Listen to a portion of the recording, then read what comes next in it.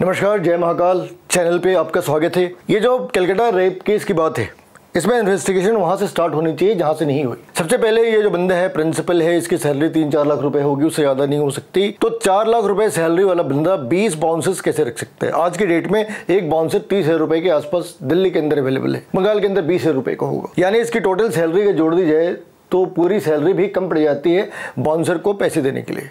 तो आखिर इसके पास सोर्स ऑफ इनकम क्या था? क्या इसके बाद भी कोई सोर्स ऑफ इनकम था? क्या सोर्स ऑफ इनकम था? क्या ये लाशें बेचा करता था?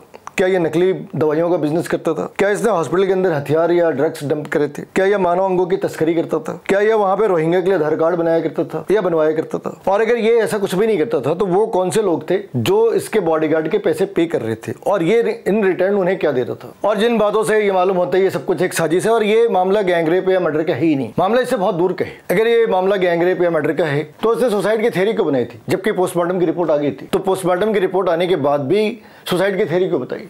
क्राइम की इस जगह को प्रोटेक्ट क्यों नहीं करा, सिक्योर क्यों नहीं करा?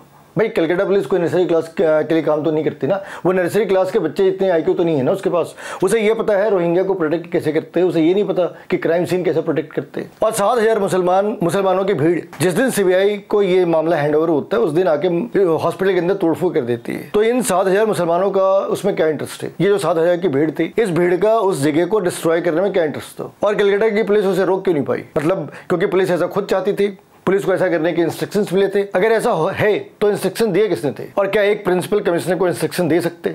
सवाल तो ये भी है कि क्या एक प्रिंसिपल कमिश्नर को इंस्ट्रक्शन दे सकते हैं? नहीं है, नहीं दे सकता। तो फिर एक कमिश्नर को इंस्ट्रक्शन दे कौन सकते हैं? सीएम। तो आप ये समझ लो कि ये सारी कहानी एक लड़की के गैंगरेप या मर्डर से तो है ही नहीं। वो तो कवर अप स्टोरी है। हो सकता है वो किसी चीज का खुलासा करने वाली हो सकता है कि वो जो डेमोग्राफी चेंज है उसके बारे में बताने वाली हो।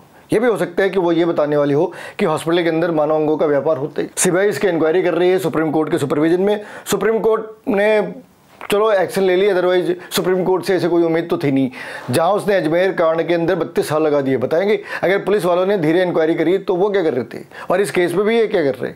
इन्होंने कितने लोगों को अरेस्ट करा अब तक? 3 दिन हियरिंग हो गई, कितने लोगों को अरेस्ट करा? ये अरेस्ट करना चाहते हैं या लॉलीपॉप खिलाना चाहते हैं?